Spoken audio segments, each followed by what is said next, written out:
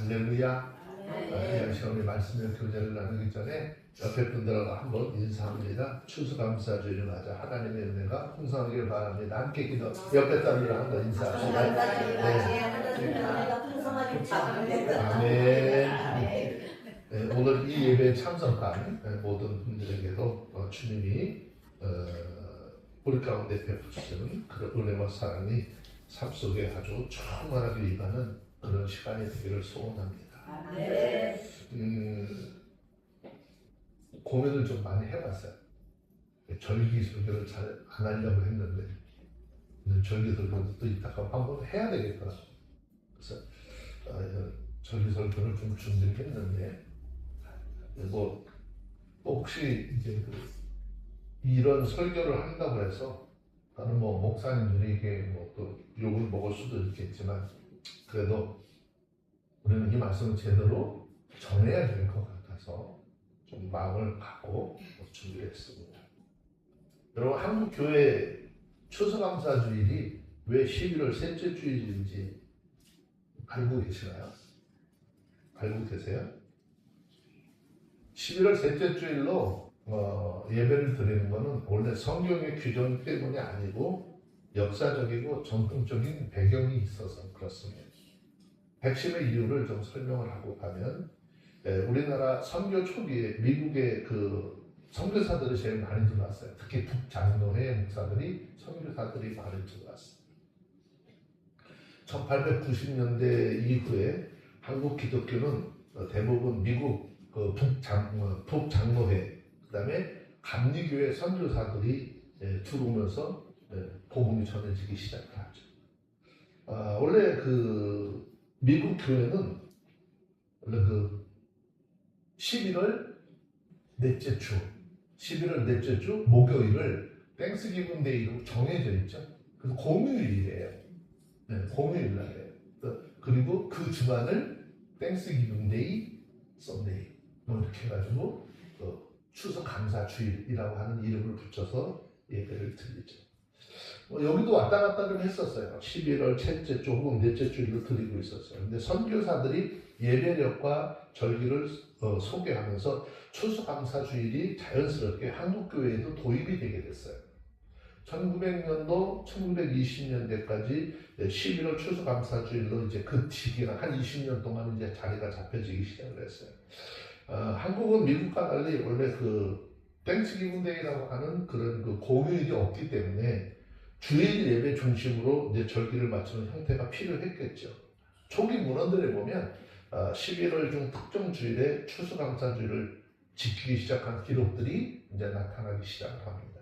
이 시기가 11월 셋째 주일을 사용한 사례들이 점점 늘어나기 시작하죠. 그러다가 1930년대, 1940년대 이제 교단별로 셋째 주일이 거의 장로교나 감리교나 성결교회들이 추수감사주일로 이렇게 좀 지키는 게 좋겠다라면서 거의 다 정해지기 시작을 하죠. 교단 차원의 결의라게 하기보다는 예배 일정이 이제 바쁘죠. 12월 달 가면은 이제 또 대림절 있잖아요. 그죠?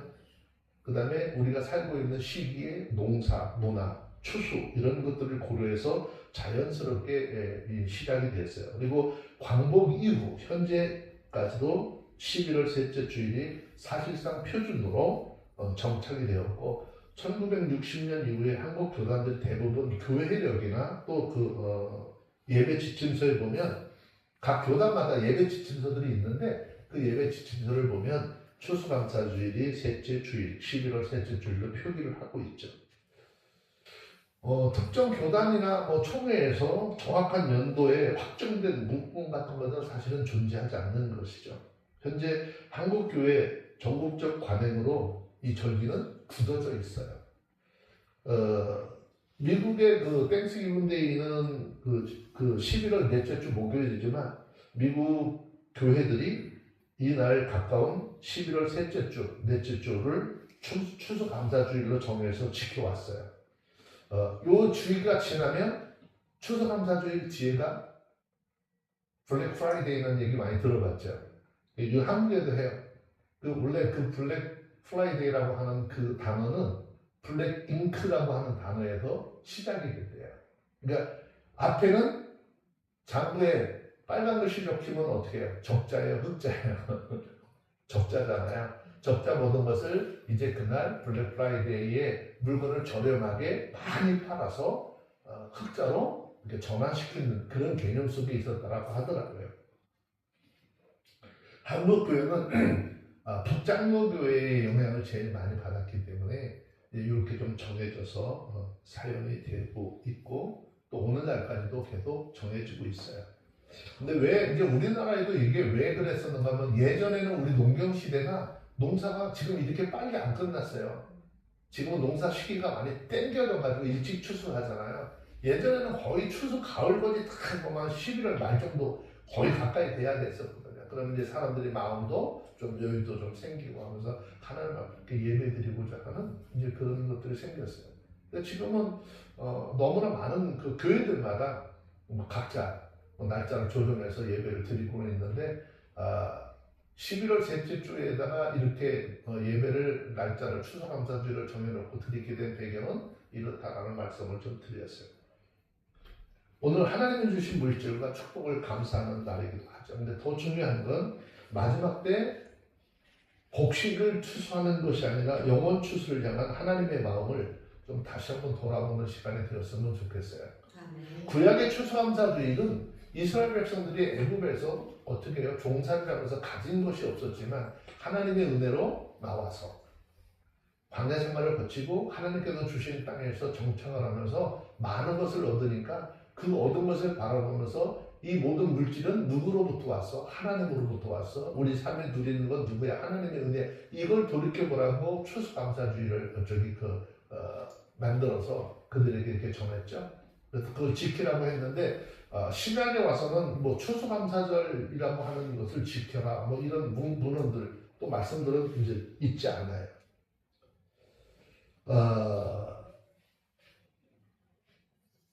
현대 사회에도 지금 우리가 뭐 여러분들도 많이 들어보셨겠지만 추수감사주일의 설교 메시지 속에는요 흔히 우리가 농사의 추수 곡식을 입어서 거두는 기쁨을 비유로 굉장히 좀 많이들 하죠. 그리고 감사를 많이 해야 됩니다 라고 하면서 이날을 하나님께 받은 만큼 모두 해 특별히 뭔가를 많이 하는 이런 것들로 전통적으로 이해를 해왔고 설교들은 그렇게 됐어요. 물론 하나님께서 주신 물질과 축복과 생계를 위한 공급은 반드시 감사해야 할 굉장히 큰 은혜인 것입니다. 그런데 이 시대의 추수감사 설교는 종종 땅 위의 추수만에 초점이 맞춰져 있는 경향이 너무 많다는 것이죠. 물질의 풍성한 수확, 물질의 회복, 형통의 축복 뭐 이런 메시지들이 강조되다 보니까 정작 성경에서 말씀하고 계시는 더 중요한 추수가 있어요. 영혼의 추수는 목적이 흐려지고 있다는 것이죠. 여러분 성경에서 추수는 구약시대 빼고는 단순히 어떤 농작물의 수확을 의미한 적이 거의 없어요. 예수님께서 말씀하시는 추수는 항상 사람의 영혼, 그 영혼이 하나님께로 돌아오는 생명의 회복을 늘 말씀하셨어요. 복음을 통해서, 예수를 통해서 한 영혼이 주께로 돌아오는 것을 더 크게 보셨던 하나님. 오늘 우리가 은혜를 함께 나눌 이 요한복음 4장도 예수님께서 제자들에게 하시는 말씀에 너희 눈을 들어서 밭을 보라 하셨을 때 주님이 바라보라고 하신 바라보라고 하신 밭은 밀밭을 이야기하는 것이 아니라 곡식이 아니라 예수 그리스도의 복음을 듣고 그 복음을 듣고 복음의 주체이신 예수님께로 돌아오는 영혼, 땅의 열매가 아니라 하나님의 나라의 열매를 바라보라라고 하셨어요. 그럼 오늘 우리가 누려야 할 진짜 수색 기쁨이 무엇일까라고 하는 것이죠. 여러분 땅에 거두는 곡식은요 한 해가 지나면 다 사라져요. 하나님께서 돌아오시는 한 영혼은 영원의 열매라는 것이죠. 그러니까 농사 열매는 다시 어떻게 자라면 또 거둘 수 있겠죠. 우리가 동남아 쪽에 가면은 뭐 2모작 3모작 한다고 그래요. 벼 한 번 심어놓고서는 목만 다 벼잖아요. 놔두면 또 다시 올라와요. 1년에 3번까지 벼를 수확하는 그런 일들이 있대잖아요. 그런데 한 영혼은 어때요? 그 시기를 놓치고 그 영혼이 육신의 사망을 가져오면 다시는 그 영혼을 구원할 수 있는 길이 없어요. 인생은 단 한 번밖에 기회가 없는 거예요. 우리가 뭐 세상적으로 삶을 살아가면서 인생은 기회가 몇 번쯤 있대? 돈을 좀 잡고 부자가 될 수 있는 기회는 몇 번쯤?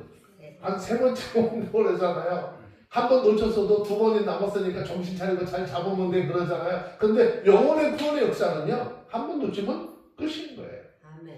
다시 반복할 수 없는 유일한 사건이에요. 그리고 천국은 오로지 이 영혼 하나 때문에, 이 영혼의 하나의 변화 때문에 하나님 기뻐하신다는 거예요. 예수님이 기뻐하신다는 거예요.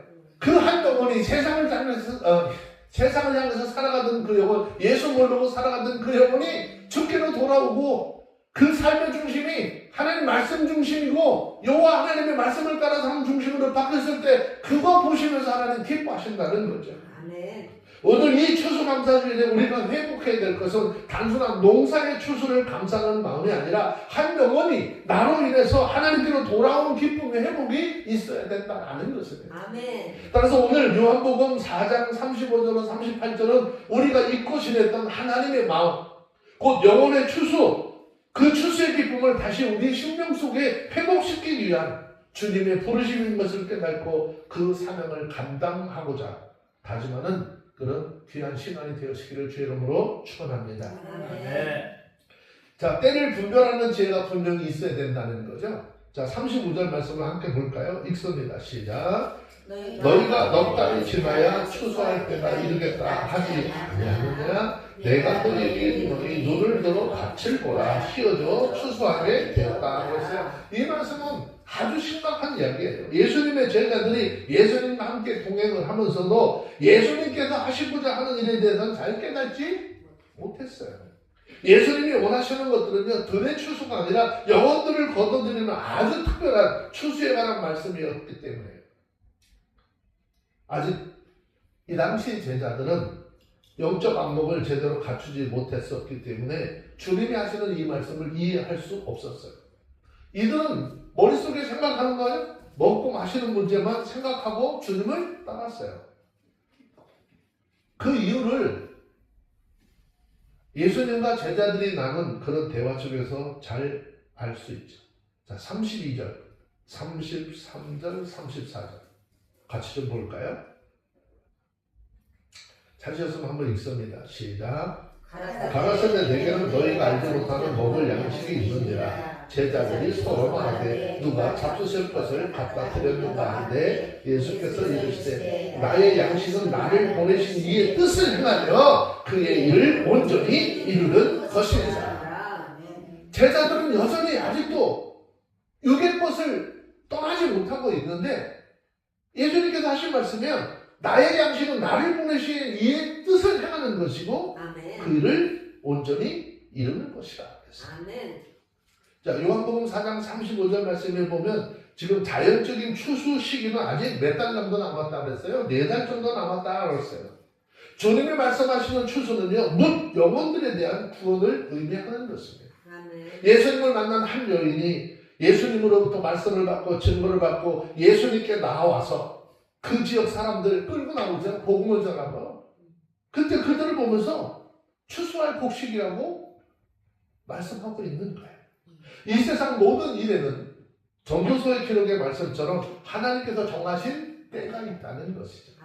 이 시기는 사람의 감각적인 지각이 아니라 영적인 이해력으로만 분별이 가능하기 때문에 우리는 날마다 성령의 인도함이 없는 그런 사람들에게는 이 시기에 대한 분별력 기대하기 어렵다는 것이죠.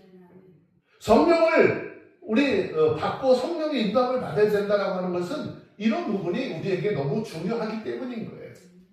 영적 이해력은 경험이나 지적 탐구와 같은 인위적인 방법으로 얻어지는 것이 아니라 오직 우리 가운데 함께 하시는 성령의 인도함을 통해서 얻어지기 때문에 특별한 것이에요.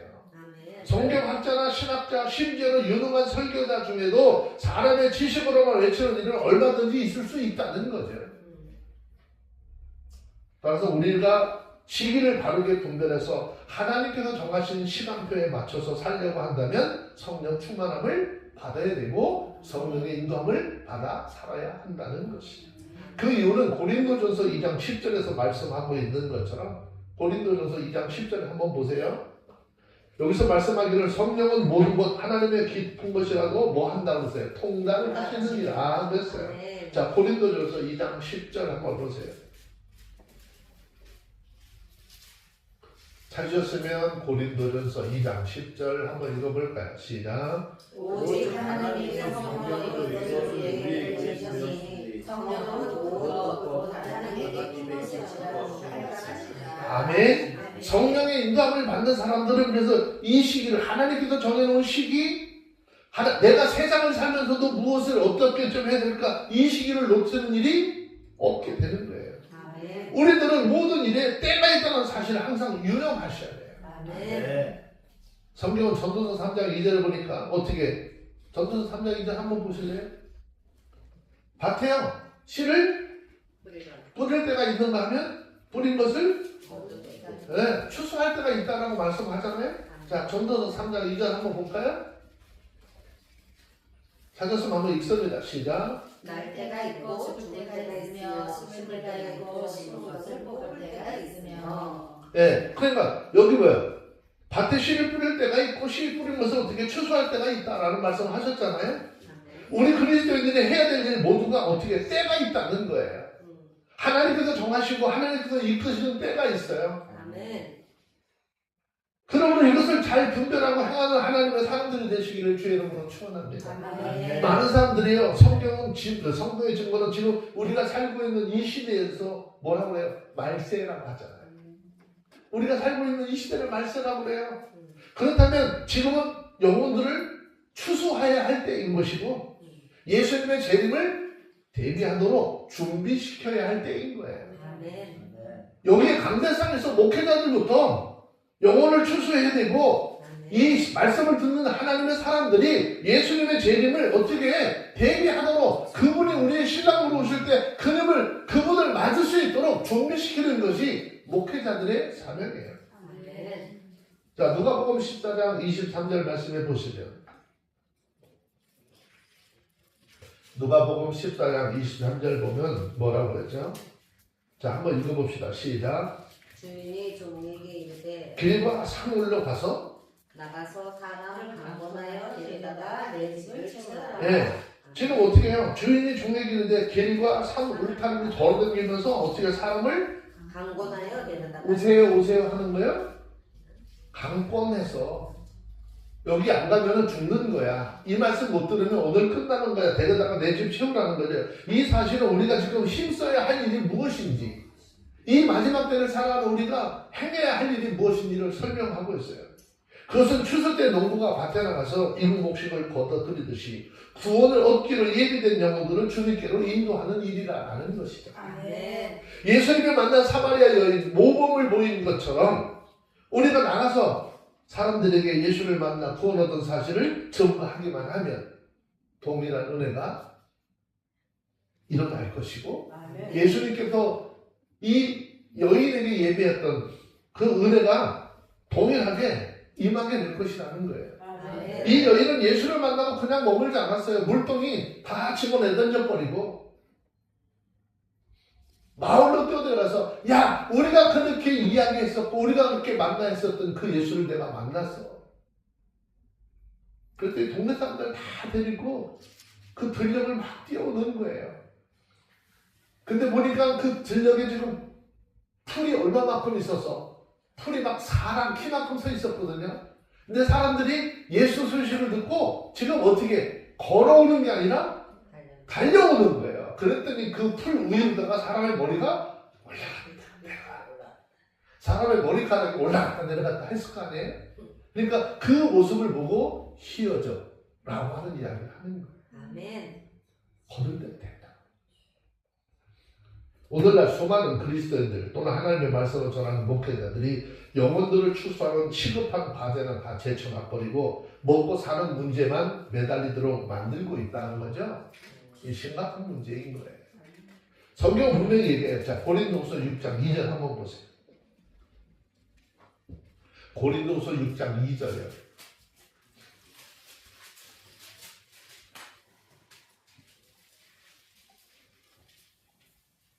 읽어요. 시작. 가라사대 내가 너희에게 볼 때 밤에 너를 듣고 구원의 날에 너를 보았다 하셨으니 보라 지금은 은혜 받을 만해요. 보라 지금은 구원의 날이로다. 가라는데 내가 은혜를 베풀 때 너를 듣고 구원의 날에 너를 보았도다 하셨으니 보라 지금이 뭔 때야? 은혜 받을 만한 때고 보라 지금이 구원의 날이라는 거예요. 하나님의 말씀을 듣고 이 말씀으로 우리의 심령 속에 믿음이 생기게 하면 그걸 통해서 하나님의 구원의 역사를 이뤄가는 거잖아요. 아멘. 예수님께서 마태복음 7장에서 말씀하셨어요. 뭐라고 그랬어요? 너희들 먹고 입고 마시는 것 걱정하래 하지 말래요. 하지 말래요. 기도도 하지 말래. 아멘. 왜? 그거는 누구나 하는 거래. 이방인들이나 하는 거래. 아멘. 너희의 천부 하나님께서 너희가 먹고 입고 쓰실 건 미리 다 알고 계시대. 아멘. 네가 어떻게만 하면 하나님의 말씀과 그 나라의 의를 따라서 살면 그 모든 것에 넘치게 해주겠어. 아멘. 여기서부터 그렇게 전달이 되어야 되잖아요. 여기서 전달이 안 되니까 나 얼마나 기도하는데 먹고 사는 문제 때문에 경제적인 문제 때문에 먼저 매달려? 아니요. 하나님은 우리가 하나님의 말씀과 하나님의 의에 붙잡혀 사는 삶을 살고 말씀을 따라 믿음의 삶을 살 때 우리 삶의 환경도 열어주시는 거예요. 아멘. 이 가장 쉬운 원리를 모르고 자꾸 인간적인 힘으로 하다 보니까 힘들고 어렵고 내 집이 너무 고단스러워. 내 집이. 그 복음 성가에서도 찬양하는 게 그전에 내 집이 무겁고 힘드니 누굴 보래? 주를 부렸잖아. 그런데 왜 자꾸 주님을 안 보고 다른 것들 바라보면서 거기에 목적을 가지고 가려고 하느냐. 여러분 구원을 얻는 방법을 어떻게 할까요? 그래서 말씀합니다. 자, 요한복음 5장 24절 25절 이 방법 밖에 없어요. 아멘. 요한복음 5장 24절 25절 읽습니다. 시작. 내가 진실로 너희에게 이르노니 내 말을 듣고 또 나를 보내신 이에 믿는 자는 영생을 얻었고 심판에 이르지 아니하나니 사망에서 생명으로 옮겼느니라. 25절 진실로 너희에게 이르노니 죽은 자들이 하나님의 아들의 음성을 들을 때가 오나니 곧 이때라. 듣는 자는 사망 아니라. 아멘. 자, 24절에서도 이 내 말을 듣고 생명의 주인이신 예수님께서 내가 이르는 말이 영이요 생명이라고 하셨잖아요. 아멘. 그러니까 그 영이요 생명이신 주님의 말씀을 듣고 또 25절에서는 어떻게 해요? 지금 예수 그리스도로부터 전해진 말씀을 듣는 자는 어떻게 살아난다는 거죠. 아멘. 여러분 우리 주님께서 지금 하나님의 명령 창시를 최우선적인 순위가 뭐냐는 거예요. 우리는 강단에서 선포되는 성경의 기록과 하나님의 말씀을 듣고 믿음으로 그 말씀을 따라 살아가려고 애써야 하는 거예요. 아멘. 일이라고 모든 일이 다 같은 일일까요?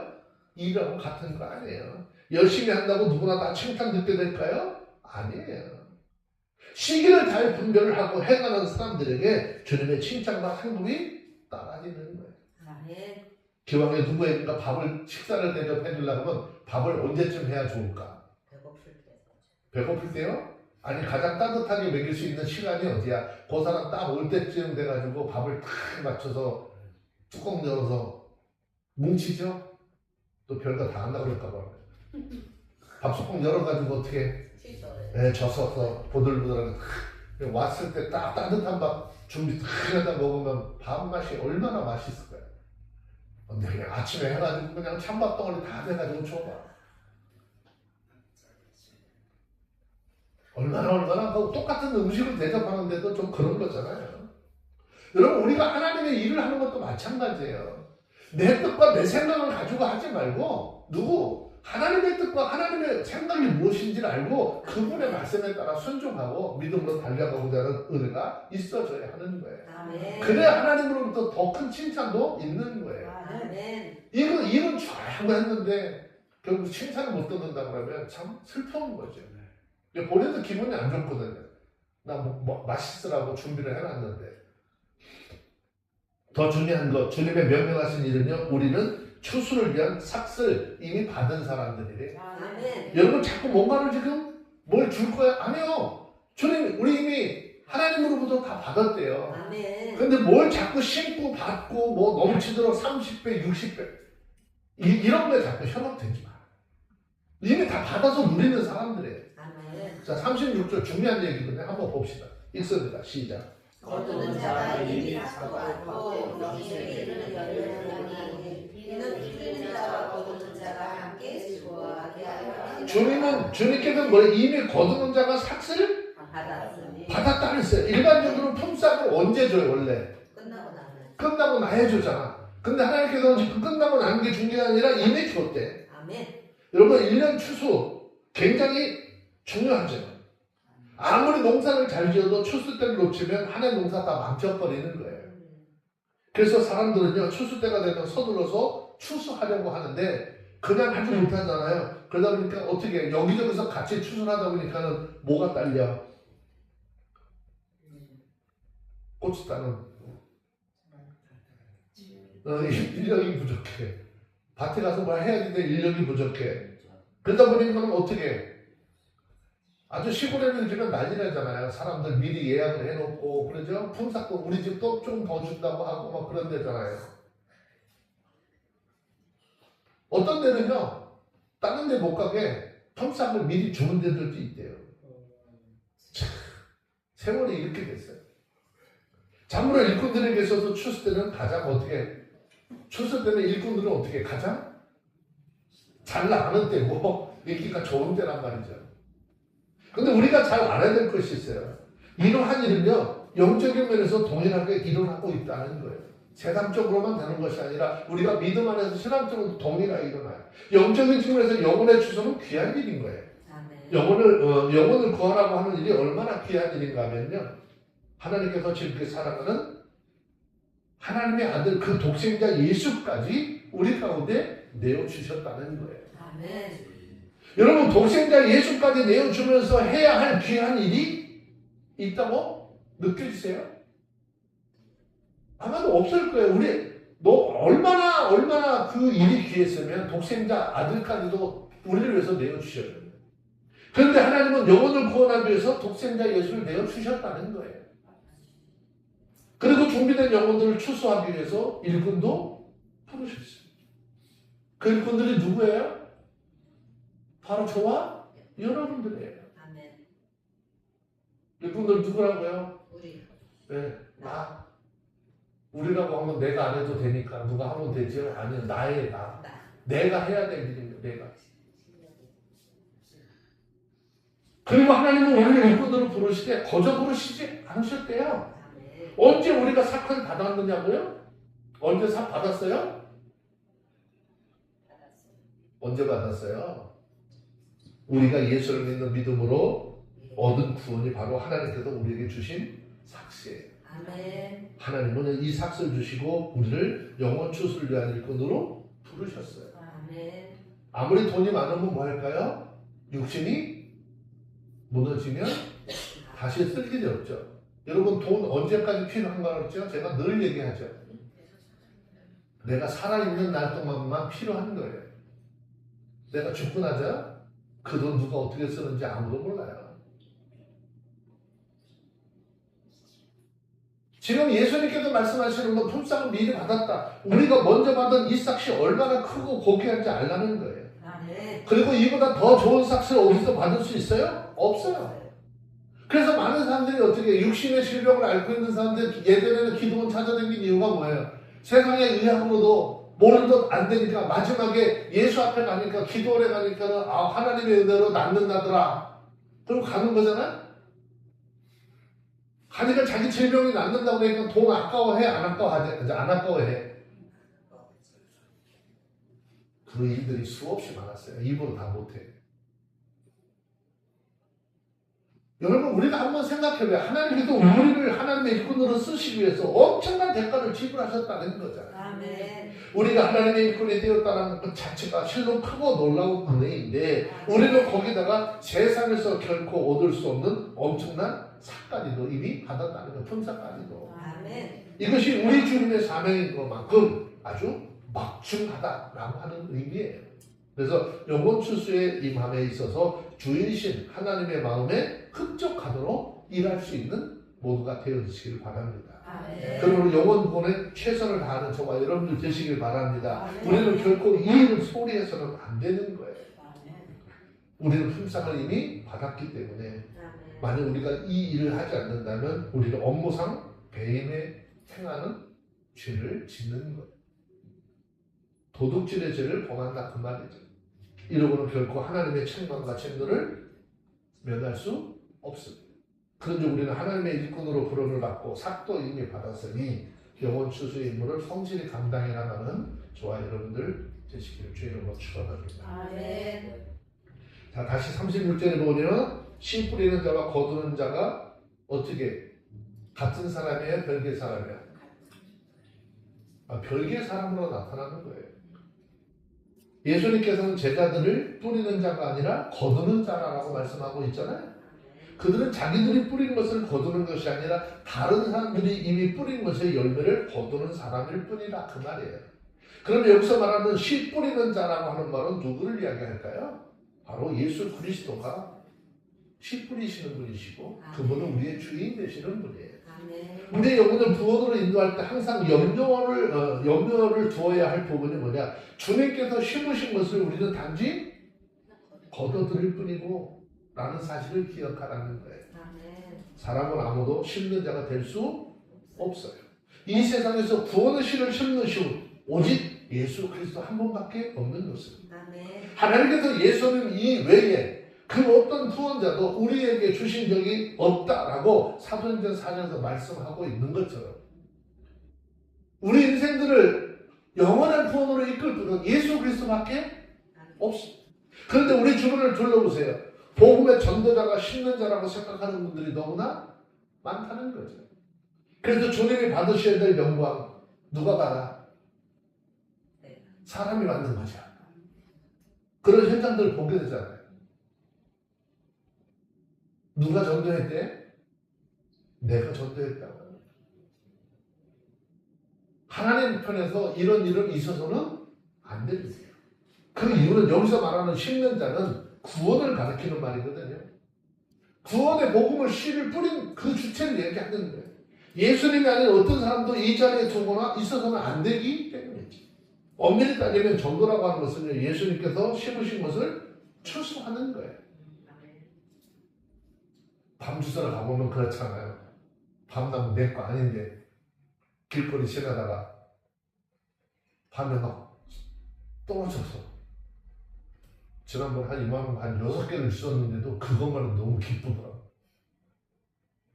얼마나 기쁜지요. 영적인 추수에 있어서는 콤바인이나 낫을 되는 것이 아니라 하나님의 말씀인 복음이라고 하는 그 복음을 통한 전도라고 하는 도구가 쓰여지는 것이에요. 우리가 복음을 전하면 선택된 하나님의 사람들이 예수를 믿고 구원에 참여하게 되는 거예요.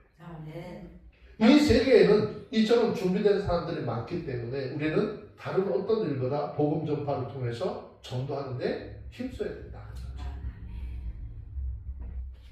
제가 여기 차를 대고 오면은 그 아주머니가 한 분인데 오늘은 저한테 도대체 교회가 어디 있어요? 이제 관심을 좀 보이기 시작해요. 교회가 어디 있어요? 영보정기 아세요? 그랬더니 잘 모르겠대. 여기 나가셔가지고 식당 옆에 가면은 조금 올라오면 영보정기 상처? 거기에요? 나 지나다니면서 제대로 보지를 못했어요. 제가 한번 유심히 볼게요. 유심히 볼게요라고 하는 말씀은 뭔 얘기일까? 관심이 있다는 거잖아요. 저는 그분한테 아무것도 안 했어요. 그냥 오며 가며 그냥 인사만 했어요. 인사만 했는데 이제 관심을 갖게 돼요. 그러니까 우리 삶으로도 전도할 수 있는 거예요. 되게 중요하죠. 자, 사도행전 2장 37절 41절을 보면 오순절날 베드로 설교를 듣고 회심한 사람들 장마치 3,000명이나 된다라고 했어요. 예수님께서 심지어 이미 추수하게 된 영혼들을 베드로와 제자들이 거둔 거죠. 베드로와 제자들이 거둔 것이 아니라 예수님께서 심어놓고 열매 맺은 것을 얘네들은 가서 어떻게 거둔 것뿐이잖아요. 오늘도 이 세계에 어디든지 복음이 전파되는 곳에는 영적 추수의 역사가 일어나는 거예요. 영원 추수의 역사가 일어나는 거예요. 그래서 동서사방에 하나님의 나라에 들어갈 사람이 많이 준비되어져 있기 때문에 우리는 열심히 전도하고 부지런히 선교사를 파송하고 그 영혼을 추수를 하는데 앞장서야 하는 거예요. 근데 여러분들 선교의 현장들 가보세요. 하나님 말씀 가르치는 거 거의 없잖아요. 뭘 맨날 나눠주고 베풀어주고 하다 그냥 오는 뜻이잖아요. 하나님의 말씀을 듣지 않으면 믿음이 생겨날 수 없는 것이고 그건 할 수 없는 거잖아요. 근데 우리는 어떻게 해요? 가서 뭔가를 조금 나눠주고 사람들 조금 모였다고 한번 예배 드렸다고 뭔 예배를 드렸는지 모르겠지만 그렇게 하고 와가지고 뭐 선교하고 왔대요. 여러분 예수님께서는 십자가 위에서 우리 인류가 구원에 필요한 모든 것을 다 이루어놓으셨어요. 아멘. 따라서 누구든지 그 복음을 듣고 예수를 믿기만 하면 하나님께서 거저주시는 그 은혜에 참여할 수 있는 거예요. 아멘. 그들로 하여금 이 은혜에 참여하는 사역이 바로 거두는 자인 우리들의 역할이에요. 아멘. 많은 사람들이 복음을 전해서 구원을 얻게 했다고 자만하지 말라는 거예요. 근데 우리 사회는 어떻게 해요? 이게 마치 사람의 능력인 것처럼 예전에는 몇 명 전도한 전도왕? 그 사람들 되다가 맨날 그 사람들이 한 전도 방식 가지고 또 얘기했잖아요.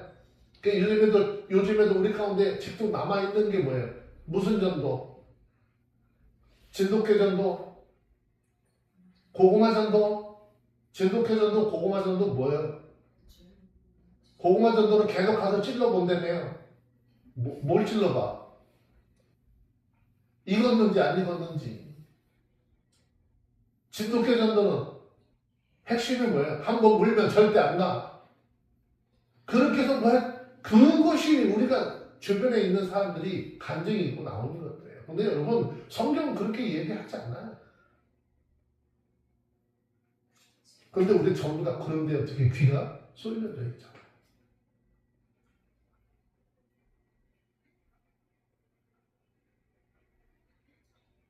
많은 사람들이 복음을 전해서 구원 얻겠다고 자만한 사람들이 많은데 이거 하나님 앞에 옳지 않은 것입니다. 우리들이 한 일을 기껏해야 예수님께서 심으셔서 씌어져서 추수하게 된 것을 거둬들인 것뿐이다라고 하는 것이죠. 아멘. 만약 우리가 거두는 일에 최선을 다한다면 우리 주님은 비록 우리가 삭슬 받았다 할지라도 그 사역을 마치는 날 하늘의 상급을 더 풍부하게도 베풀어 주십니다. 아멘. 뭘까요? 삭도 받았는데 그날 가서 모두 준다는 거야. 보너스. 여러분 12월달 되면 우리 직장인도 12월달 되면 뭐가 기대감이 있죠. 직장 다니시는 분들. 뭐 이제 특별 보너스. 우리 조카 녀석이 맨날 그래. 삼성 다니는 연말 되면 걔네들은 뭐 특별 보너스가 뭐 금액이 좀 많은 거야. 이제 그런 일들이 주변에 많으니까 그걸 기대하잖아요. 근데 그 세상적으로만 끝나면 우리 하나님께서 우리가 이 땅에 마땅히 내가 할 일을 딱 했는데 하나님이 나라에서 뭐도 주신대? 보너스도 주신대요. 우리는 주님께서 심으신 것을 거둬들이도록 고용된 주님의 일꾼이라는 것 기억하시고요. 이 맡은 사명에 최선을 다한 영혼 추수함으로써 앞으로 결산의 시간에 하나님 앞에서 충성된 종이라고 인정을 받고 영원한 천국 주인의 자리에까지 함께해서 기쁨을 누리는 삶이 되었으기를 주의 이름으로 축원합니다. 아멘. 자, 요한복음 4장 37절, 38절, 9절 함께 읽을게요. 읽습니다. 예, 읽습니다. 시작. 그런즉 한 사람이 심고 한 사람이 거둔다 한 말이 오다. 내가 너희로 노력지 아니한 것을 거두러 보내었노니 다른 사람은 노력하였고 너희는 그들의 노력한 것에 참여하야 하느니라. 아멘. 이 말은 원래 유대 사회에 전해 내려져오는 속담이에요. 이 말의 의미는 이런 거예요. 어떤 사람이 노력이나 준비, 또 시작의 단계에서 이를 직접 수행한다라고 하는 것을 나타내는 것이고 그 노력의 결실은 다른 사람이 얻는다 그런 뜻이에요. 우리나라에도 요거 비슷한 속담이 있죠. 무슨 속담? 죽 써서 죽 써서 개준다는 소리 하잖아요. 내가 열심히 노력을 하고 뭘 다 해놨는데 거두는 건 다른 사람이 거둔다는 거잖아요. 여기도 그런 거예요. 다시 말하면 한 사람이 수고로 이루어진 일의 결과는 반드시 그 사람에게만 돌아가는 것이 아니라 그와 함께하고 그 주변에 있는 사람도 함께 늘 누릴 수 있다라고 하는 거예요. 그래서 이 말을 들은 제자들은 예수님께서 무엇을 말씀하시려고 하는지를 잘 알았어야 했는데 이 당시 이 말씀의 의도를 제자들은 잘 몰랐어요. 왜 그랬을까요? 아직 그 말씀을 들을 때마다 이해하고 깨닫게 하는 성령이 그들 가운데 임하지 않았기 때문에. 그런데 이후에 시간이 지나서 오순절날 성령이 임하게 되니까 그걸 통해서 성령을 통해서 깨달아 알게 됐죠. 그래서 그들은 복음을 전파하고 영혼을 구원하는 일에 어떻게 해요? 목숨 내버렸어요. 그래서 본문의 말씀은 제자들이나 사마리아 여인 모두가 자신들이 심은 것을 거두는 사람이 아니라 누가 심은 것, 예수님께서 심은 것들을 거둘 뿐이라 그 말이죠. 이 말씀은 인생들의 구원이나 사역이 모든 주님의 은혜에 근거해야 한다라고 하는 사실을 우리에게 설명하고 있는 거예요. 내가 했다 소리 하면 안 된다 그 말이에요. 너희는 단지 그냥 지나가다 눈에 띄어서 어떻게 해? 주운 것뿐이야. 거둬들인 것뿐이야 라고 하는 이야기를 하는 거죠. 자, 성경은 에베소서 2장 8절 9절에서 말씀을 뭐라고 그러죠? 한번 보세요. 에베소서 2장 8절 9절. 이거 내가 뭘 가서 만들고 한 것이 아니라 누가 주신 것이래. 자, 에베소 2장 8절 9절 한번 읽어봅니다. 시작. 너희가 그 은혜를 인하여 믿음으로 말미암아 구원을 얻으니 이것이 너희에게서 난 것이 아니요 하나님의 선이라. 너희에게서 난 것이 아니니 이는 누구든지 다 친구처럼. 그렇죠. 자, 우리의 구원이 하나님의 은혜로 주어진 선물이라잖아요. 그러니까 내 노력으로 얻어진 거 아니니까 이거 가지고 자랑할 수 없다는 거죠. 우리 주님의 은혜가 아닌 다른 방법으로 구원을 얻을 수 있는 사람 아무도 없습니다. 그래서 구원뿐만 아니라 우리가 영적 사역 또한 주님의 은혜에 근거해야 된다는 사실을 유념하라는 것입니다. 무엇이든지 우리가 노력하고 애써서 무엇을 얻게 된다면 자랑할 것이 아니 얻게 되면 자랑할 것이 있겠죠. 네. 그런데 우리가 얻은 이 구원은 어때요? 영적 사역 내가 나의 공로를 내세울 것이 아무것도 없어요. 우리는 심은 자가 아니라 주님께서 심은 것을 거두는 자이기 때문에. 그래서 그리스도인들은요 언제든지 자신이 하는 일로 인해서 딴 사람들이 어떻게 저 사람 대단해 막 칭찬할 때 어떻게 사도 바울이 고백처럼 그렇게 해야 돼요. 고린도전서 5장 15장 고린도전서 15장 10절 고린도전서 15장 10절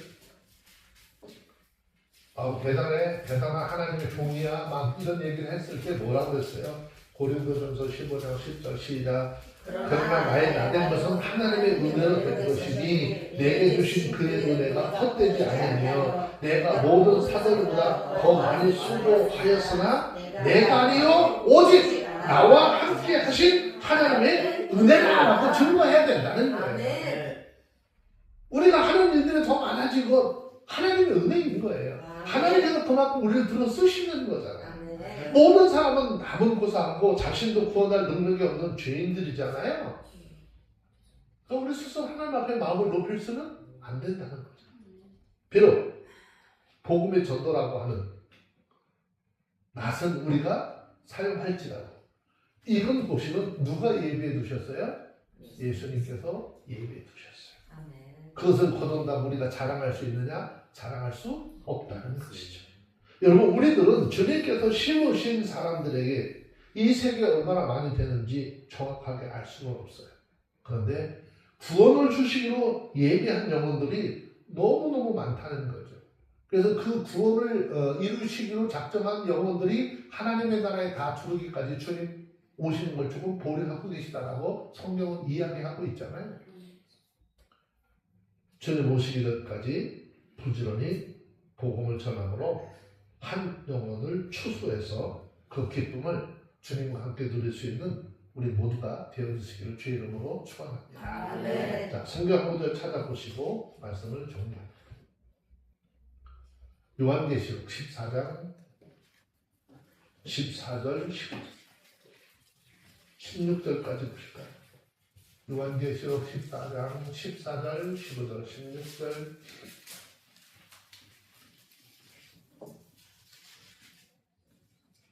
자, 찾았으면 한번 읽습니다. 시작. 또 내가 보니 흰 구름이 있고 구름 위에 사람의 아들과 같은 이가 있는데 그 머리에는 큰 멸류가 있고 그 손에는 이한 낫을 가졌다. 또 다른 천사가 성전으로부터 나와 구름 위에 앉은 이를 향하여 큰 음성으로 외쳐 가로되 내 낯을 휘둘러 거둘 때가 이르러 땅의 곡식이 다 이것으로다. 아니 16절 구름 위에 앉으시다가 낯을 땅에 휘두르되 곡식이 거두어지리라. 지금 이 시대는 하나님의 말씀이 선포됐고 아멘. 그 선포된 말씀을 믿는 자들 그들이 거둬들이는 때가 되었다는 것을 기억하셔서 아멘. 주님 오실 날 멀지 않은데 우리 주님 앞에 무엇을 내놓고 계산할까?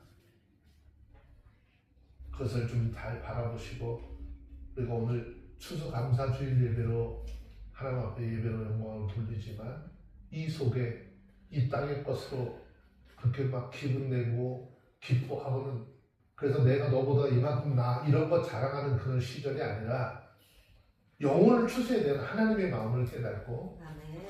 한 영혼들을 귀하게 보고 주께로 인도할 수 있는 주가 되었으기를 주의 이름으로 축원합니다. 아멘. 기도하겠습니다. 하나님 아버지 감사합니다. 우리가 하나님 말씀을 통해서 다시 한번 깨닫게 하시는 것 하나님께서 모든 것을 심판하시고 영혼을 추수하실 때가 반드시 올 것이라는 것입니다. 아멘. 이 놀라운 진리를 우리 마음 깊이 새기게 하시고 하나님의 공의와 은혜 앞에 엎드려 기도하게 하옵소서. 아멘. 저는 우리가 살아가는 이 순간에도 하나님의 때가 가까워지고 있음을 깨닫습니다. 우리의 삶 속에 열매가 맺어지고 있는지 세상적인 욕망과 자아가 가득한지 아니면 하나님의 뜻에 순종하며 그리스도의 향기를 풍기고 있는지 돌아보게 하옵소서. 아멘. 이 시간 우리의 심령을 새롭게 하시고 하나님의 뜻을 따르는 삶으로 인도해 주시옵소서.